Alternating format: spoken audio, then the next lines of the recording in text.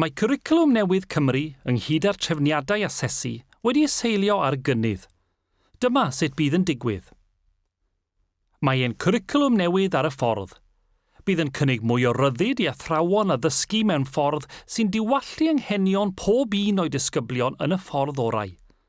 Mae 4 diben addysg yn sylfaen iddo, fel y nodwyd yn dyfodol llwyddiannus.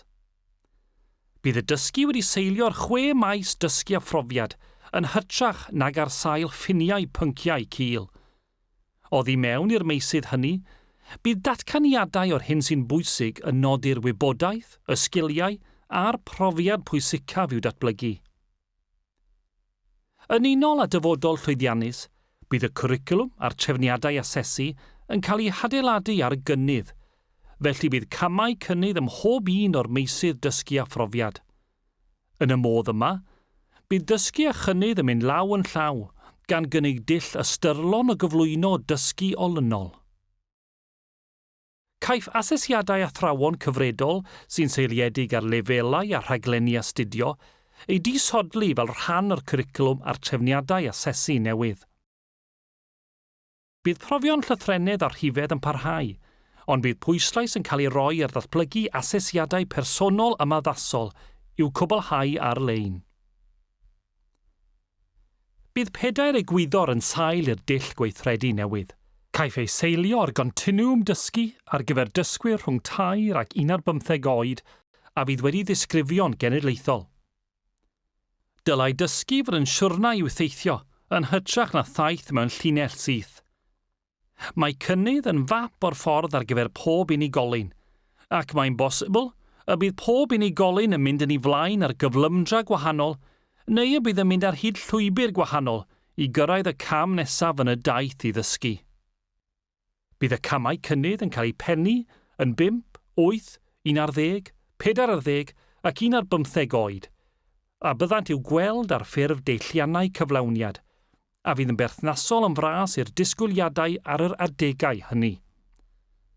Bydd o'r rhain yn helpu dysgwyr, athrawon, rhieni a gofalwyr i ddeall os yw'r cynnydd sy'n cael ei wneud yn briodol. Bydd y deilliannau cyflawniad ar ffurf datganiadau rwy'n gallu ac rwyf wedi. Bydd llythrennedd, rhifedd, cymhwysedd digidol, sgiliau ehangach ac elfennau o'r cwricwlwm Cymreig yn cael eu cynnwys. Bydd deilliannau cyflawniad yn helpu athrawon a dysgwyr i ddeall y camau nesaf i'w cymryd. Mae ysgolion arloesi wedi gweithio gydag arbenigwyr ac ymchwilwyr ym Mhrifysgol Cymru y Drindod Dewi Sant a Phrifysgol Glasgow, sydd yn ei tro yn defnyddio gwaith ymchwil eang ei gwmpas i fod yn sail i gynnydd a dysgu yn y cwricwlwm newydd. Dyma sut mae'r gwaith yn mynd yn ei flaen. Yn ystod tymor y Gwanwyn, fe aeth ysgolion arloesi ati drwy weithio gydag ymchwilwyr i gofnodi'r hyn yr oedd angen i ddysgu rhwng 2 ac 15 oed ynghyd destun pob un o'r datganiadau yr hyn sy'n bwysig. Cafodd ei gwaith i herio mewn ffordd gadarnhaol gan y grŵp cwricwlwm ac asesu, panel o arbenigwyr addysg, a roddodd adborth a ddatblygiadau hyd yn hyn a chyngor ar y camau nesaf. Mae ysgolion arloesi wrthi'n datblygu fersiwn ddrafft o'r deilliannau cyflawniad a fydd yn rhan annatod o'r cwricwlwm drafft sy'n cael ei gyhoeddi am adborth ym mis Ebrill 2019. Bydd y cwricwlwm newydd yn helpu ein pobl ifanc i ffynnu a chystadlu mewn byd sy'n newid. Mae'n cael ei ddatblygu ar y cyd fel cyfanwaith integredig ynghyd â chynnydd, asesu ac addysgeg mwyn gwireddu dyfodol llwyddiannus.